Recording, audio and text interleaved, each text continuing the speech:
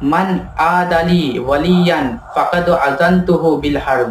এটি হচ্ছে হাদিসে কুদসি, মানে আল্লাহ তাআলা ডাইরেক্ট রাসূল সাল্লাল্লাহু আলাইহি সাল্লামকে তারা বলাচ্ছেন। হাদিসে কুদসি এটাকে বলা হয়, যে আল্লাহ বলছেন যে আমার ওলি আউলিয়ার সাথে বিরোধিতা করবে আমি তার বিরুদ্ধে যুদ্ধ ঘোষণা করলাম।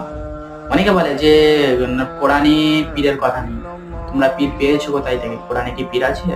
তো আপনাদেরকে আমি বলি, কোরআনে কি নামাজ আছে যে আপনারা নামাজ পড়ছেন?